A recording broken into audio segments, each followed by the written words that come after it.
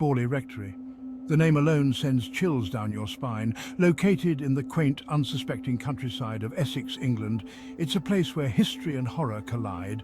For decades, it's been called England's most haunted house. Is it cursed?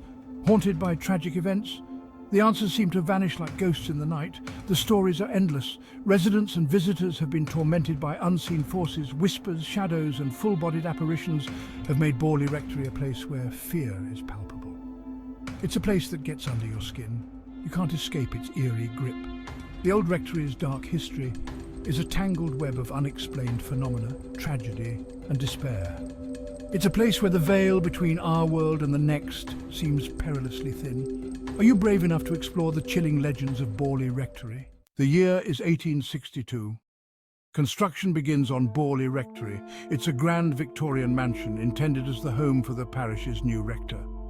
But even during construction, strange occurrences plagued the workers. Tools went missing. Footsteps echoed in the empty halls. Whispers seemed to emanate from the very walls themselves. Could these early signs be harbingers of the horrors to come? Was the land itself cursed? Or were these incidents merely the product of overactive imaginations, fueled by the long hours and hard labor?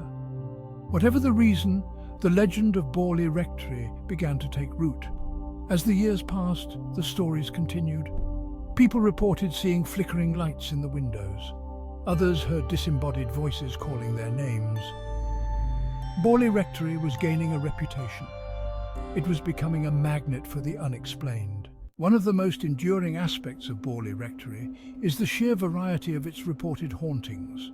This wasn't just a case of a single ghost with a grudge. This was different. This house, this land, seemed to pulse with activity. Footsteps were a constant, heavy, slow, deliberate, as if something unseen was pacing the corridors. They were heard at all hours, day and night, driving residents to the brink of madness.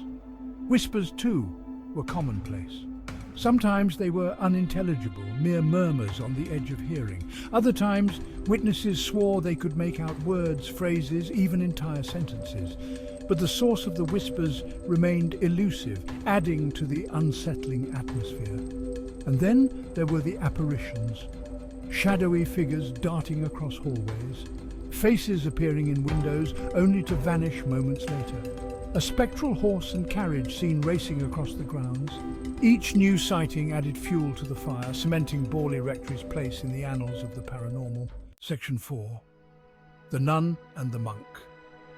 No tale of Borley Rectory would be complete without mentioning the Phantom Nun. Hers is a story of forbidden love, tragic death, and eternal unrest. Legend has it that a young nun from a nearby monastery fell in love with a monk from Borley. Their romance was forbidden, their love doomed from the start. The monk was hanged, and the nun was bricked up alive within the walls of the rectory. Her anguished cries could still be heard within the house, a chilling reminder of her tragic fate. Fast forward to the 1930s. The Foyster family moves into Borley Rectory. Reverend Lionel Foyster, his wife Marianne, and their adopted daughter Adelaide were about to become the most famous residents of this haunted house. Their experiences, documented in detail, would send shockwaves through the paranormal community and beyond. Marianne bore the brunt of the hauntings. Objects moved mysteriously around her. She was thrown from her bed in the night. Unexplained writing appeared on the walls. She claimed to have made contact with the spirit of the nun, who revealed her name as Marie Laer.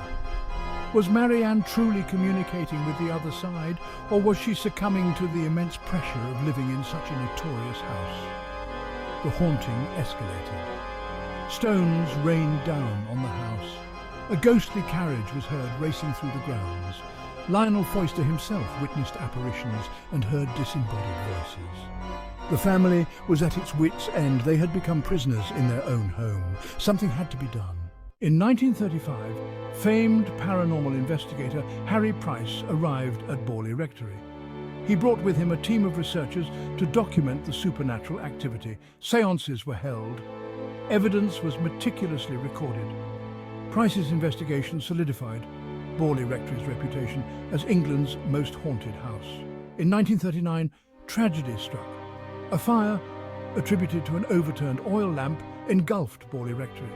The flames consumed the house, leaving behind only a smouldering ruin. Some whispered that the house had finally succumbed to its own malevolent nature.